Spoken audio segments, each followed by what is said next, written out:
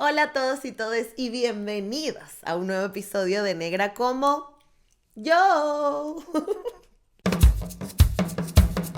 Démosle la bienvenida a la diversidad. Escuchemos las voces de los afrolatinos por el mundo y soltemos esas conductas nocivas que nos limitan como sociedad. Soy Gisette Rosas y esto es Negra como yo, el podcast. Miren, este episodio surge a partir de una situación que me pasó hace pocos días y que la compartí en las historias y me di cuenta que obviamente como uno tiene que hacer el trabajo de escuchar a la comunidad y de escuchar a las personas que te siguen, me llamó mucho la atención lo simple que fue el ejemplo que dije, voy a compartir esto porque es parte de una experiencia casi que mensual, sobre todo con alguien que tiene el pelo rosado y afro, entonces es una combinación un poco más atípica, entonces todos los días a mí en la calle me están agarrando el pelo, me dicen cosas, no sé qué, pero justamente ese día decidí compartirlo en las historias y decirlo como que, wow, me pareció súper raro que este chico estaba todo borracho y tal, y fue una situación como incómoda, ¿no? Lo que me gusta de que haya surgido, de que lo compartí, o sea, lo que me gusta de haberlo compartido es que se abrieron conversaciones muy interesantes porque empecé a hablar con la gente y la gente empezó a preguntarme cosas como que, ajá, pero ¿por qué tienes que hablar de supremacía blanca? Si es el pelo y no tiene nada que ver con la piel. Bueno, se abrieron muchas conversaciones interesantes y lo que hice fue crear como un episodio para ir, ¿no? Viendo punto a punto todo esto y que podamos entender mejor a lo que yo me refería en las historias, porque también pasa que cuando vemos contenido en redes sociales, claro, nosotros asumimos que estamos viendo simplemente un minuto, o sea, estamos viendo un minuto de la historia de una situación que tiene muchas más capas, tiene otro contexto y que claro, si ustedes oyen que yo nada más digo supremacía blanca, pues todo el mundo se engrincha porque los códigos alrededor de esa palabra y de esa frase siempre tienden a generar incomodidad por el desconocimiento que hay alrededor de esto. Entonces, en el episodio de hoy vamos a estar hablando de eso. Pero antes de empezar, te invito a que te suscribas al canal porque si no, no crecemos, ¿entiendes? Entonces recuerda comentar, darle like si te gusta,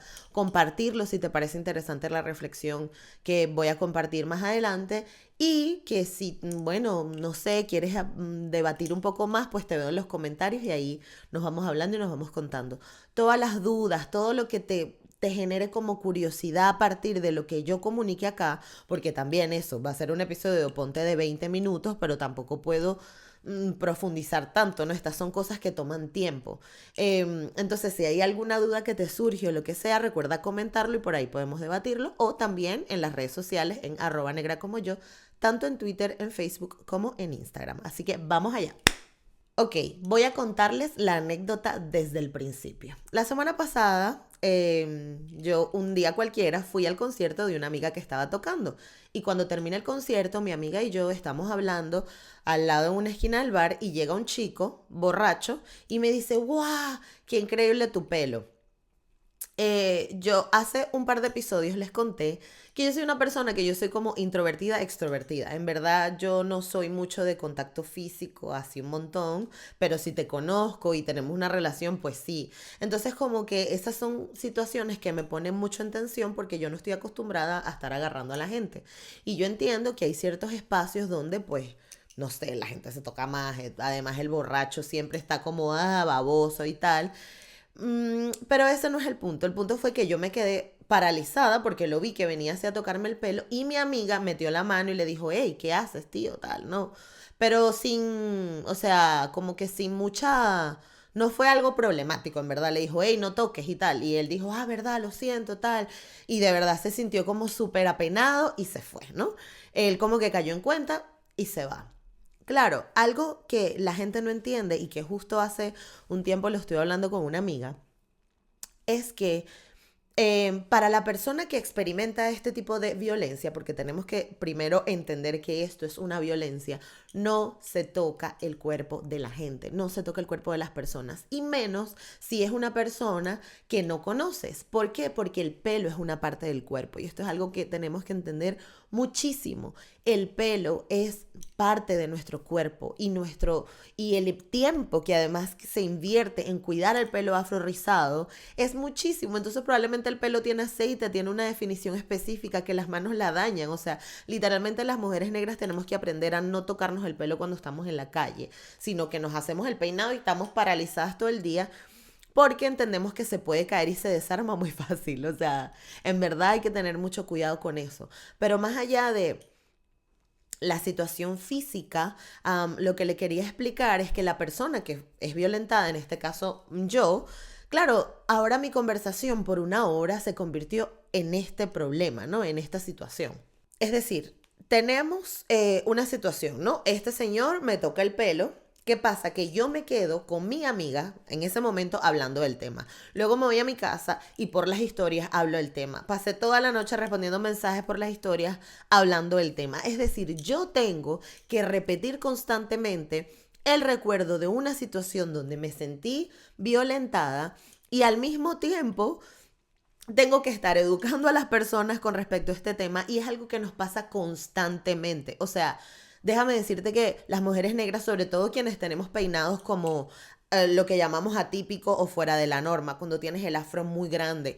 Y déjame en los comentarios si eres una persona y te ha pasado, porque esto es algo muy, muy, muy constante en las personas negras sobre todo. Si a ustedes alguna vez les sucede que constantemente lo único y la única conversación con respecto a sus vidas es el pelo, que te lo violentan, que te lo tocan, que te lo tienes que arreglar, que no sé qué más, o sea, el pelo forma parte de nuestro ecosistema y cuando además de esto yo salí simplemente a divertirme, el pelo se vuelve a convertir en un tema de conversación y además tengo que recordar una situación que fue dolorosa para mí, es muchísimo. Y es una carga con la que este hombre no tiene que vivir, porque él simplemente tocó y se fue, pidió disculpas y se fue. Y ahí es donde entramos en este contradictorio tema de los privilegios. Y no se trata sino de el hecho de que tu existencia no se ve atravesada por eso. Ya está. No nos cuestionemos tanto y no nos comamos tanto la cabeza con el tema de los privilegios, porque no tiene nada que ver, y siempre se los digo, no tiene nada que ver con ser una persona buena o mala. O sea, el privilegio se separa de lo moral, no hay moralidad con respecto a esto. Simplemente existes desde este lugar y esta cantidad de privilegios no te dejan ver la realidad que experimentamos otras personas. En este caso, a lo que me refiero es este chico me toca el pelo, se va, pide disculpas y listo. Para él se compra otra cerveza y su vida sigue. Yo, por el contrario, tuve que pasar 12 horas y aquí estoy, una vez más, educando al respecto, hablando de una situación donde se me violentó. ¿Sí entienden la diferencia? ¿Sí entienden lo difícil que es gestionar esto a nivel emocional, sobre todo cuando eres consciente? Porque ¿qué pasa? Y ahí es donde entramos en la siguiente capa, el tema de la raza, y ya vamos para allá a profundidad, pero ¿qué sucede? Que cuando eres una persona que estás experimentando todo el rato este tipo de situaciones, tu cuerpo se convierte en se deshumaniza, por decirlo de alguna forma. Entonces la visión del resto de las personas es, ay, pero ¿qué importa? No pasa nada, estamos acostumbrados. Y es, no, yo tengo la potestad y tengo la libertad de poder exigir que estoy cansada de esto. Y tengo la suficiente madurez además en decírtelo, pero porque soy consciente. Entonces las personas probablemente negras o afro o racializadas o con pelo afro, con pelo rizo, que se dejan o que permiten que tú le toques el pelo, son personas que no son conscientes de la violencia que están experimentando, porque para ser conscientes tienes que aprender y educarte en antirracismo. ¿Sí me explico? Entonces, por eso es que se llega como a la confusión de que, no, pero es que ustedes todo el tiempo los negros se victimizan.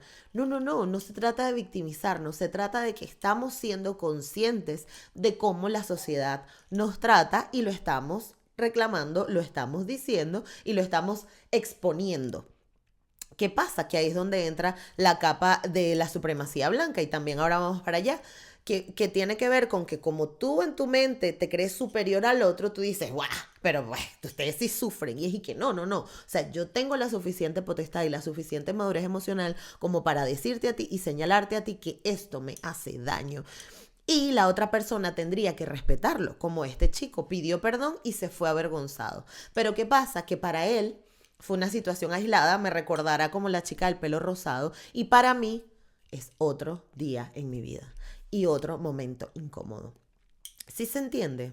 Ahí es donde vamos a entrar a la parte de la raza. ¿Qué tiene que ver la raza en esto? Porque muchas personas me dijeron por mensaje cosas como que, no, pero esto le pasa también a mi hijo, pero es que mi hermana no sé qué, pero es que mi papá no sé qué más, pero es que todo el mundo, ¿no? Intenta posicionar esta anécdota similar a la mía y cuando yo digo supremacía blanca, la gente que tiene piel blanca o que se relaciona con la blanquitud o que tiene culturalmente una experiencia blanca, se sienten ofendidos y dicen, no, no, no, pero eso no es así porque yo también soy blanca y a mí me pasó. No tiene nada que ver con la supremacía blanca, ¿no? Y yo sé y entiendo y soy consciente de que esto puede ser muy confuso, pero cuando estamos hablando de supremacía blanca, no tiene nada que ver con el Ku Klux Klan, ni nada que ver con fascismo, ni nada que ver con ultraderecha y locuras de estas, sino que tiene que ver con un condicionamiento social al que han permeado o que ha permeado gracias a la colonización europea para el resto del mundo. Entonces hay una conciencia colectiva de que el blanco es superior y desde esta supremacía, o desde esta altura o desde este mirar hacia abajo, actúan y se comportan. ¿Sí me explico? Entonces no tiene nada que ver ahora mismo ya con un tema de color de piel, porque tú puedes tener personas que tienen un color de piel más oscuro y que también actúan bajo sí, se comportan de esta manera. ¿Y qué es lo que pasa? Que tiene que ver con la cultura que hemos recibido. Entonces, por eso, sobre todo en Latinoamérica, es bastante complejo entenderlo, porque por un lado no conocemos nuestra historia. O sea, si nosotros empezamos a leer historia de países como Haití, la historia de Brasil, la historia de cómo se desarrolló el continente africano, la historia de incluso los países europeos. Si tú quieres investigar y quieres descubrir esto, empieza por investigar la historia de los países europeos. Y siempre queda como que, ay, es que ellos fueron a América, consiguieron el oro y se vinieron y son ricos y son millonarios porque eso les pertenece. Pero ¿qué pasa? Que la otra parte de la historia es un montón de gente asesinada, un aprovechamiento, una explotación y una forma de ver el mundo de que yo soy mejor que tú. Entonces, todo ese conglomerado de cosas que se han repetido por más de 400 años no se va tan fácil, se queda metido en nuestro ADN y cuando empezamos a deconstruirnos es cuando empezamos a entender todas estas distintas opresiones que estamos experimentando, ¿no? Y por eso es que suele ser confuso. Entonces, a partir de ahora, por favor, cuando escuche que algún activista antirracista o que alguna persona hablando de antirracismo, mencione las palabras supremacía blanca, entiendan que no es inherente al color de piel, sino que tiene que ver con un condicionamiento y una forma de ver el mundo que se ha impreso a nivel cultural en la psiquis de esas personas. ¿Sí me explico? En la mente. Va aquí, va en nuestro comportamiento, en cómo vemos al otro, en los comentarios que se hacen. Y bueno, por eso es que es importante aprender a profundizar en estos términos. O sea, les recomiendo siempre, yo sé que ustedes me siguen y me escuchan porque les gusta mi contenido, lo que sea, pero yo también tomo inspiración y me estoy educando de otras personas. Y esas personas nos estamos interconectando y retroalimentando entre nosotros. Entonces, cuando ustedes vean por ahí que recomiendo talleres, sobre todo en las historias, yo siempre estoy poniendo actividades, talleres, foros, festivales, siempre, siempre, siempre estoy compartiendo actividades, sobre todo de personas racializadas. ¿Por qué? Porque somos quienes no regularmente tenemos la plataforma para distribuirlo. Y muchas de esas actividades que comparto tienen que ver con educación antirracista. ¿Por qué? Porque la necesitamos, es muy importante. O sea, no podemos seguir repitiendo cosas que hieren. Estamos viendo cómo está el ambiente político en Latinoamérica. Estamos viendo cómo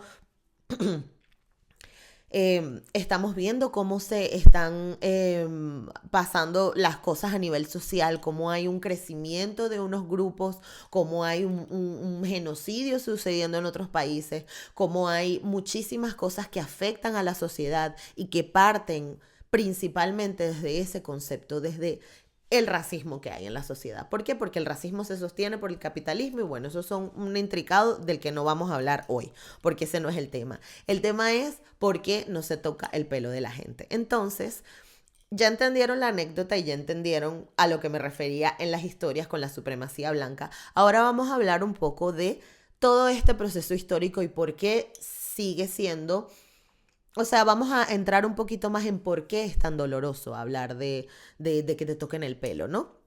Eh, Parte de la historia de las comunidades afro, sobre todo, e indígenas, tiene que ver con la colonización, ¿vale? Y a partir de esa época se empezaron a crear distintos patrones de comportamiento, leyes sociales, políticas y un montón de cosas que fueron imprimiéndose en el cuerpo de las personas negras.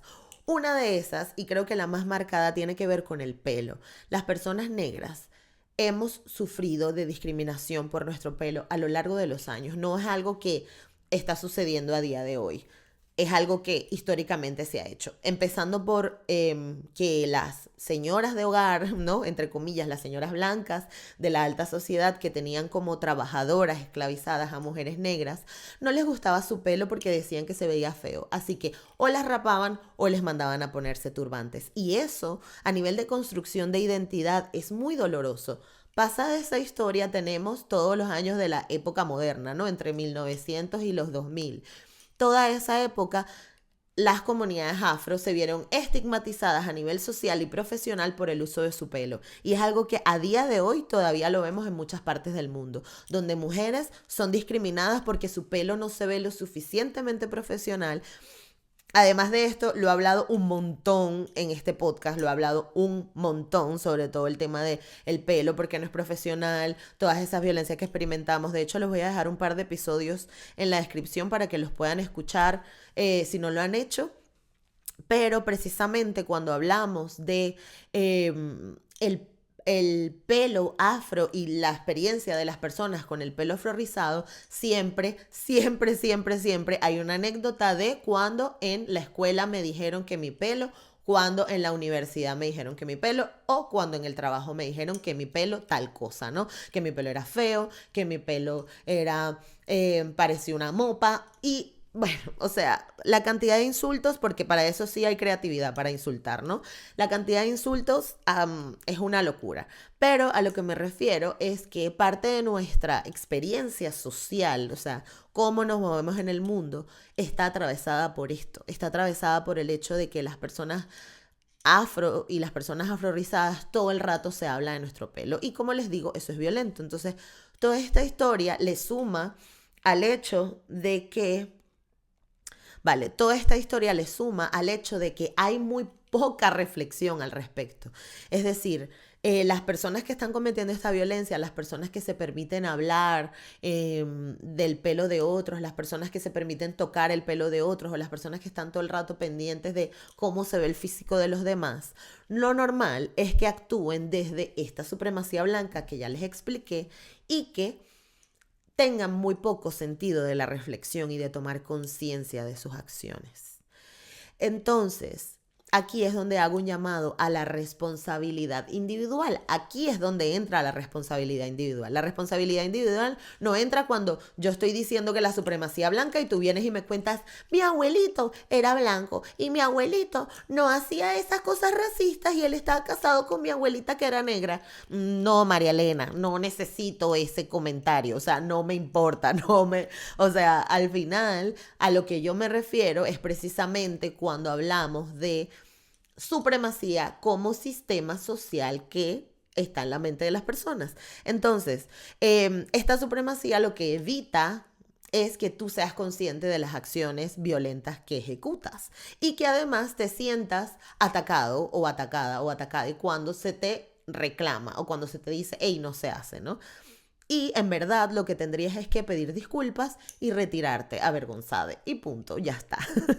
Porque al final pasan dos cosas, ¿no? La gente dirá, ay, bueno, pero ¿qué quieres?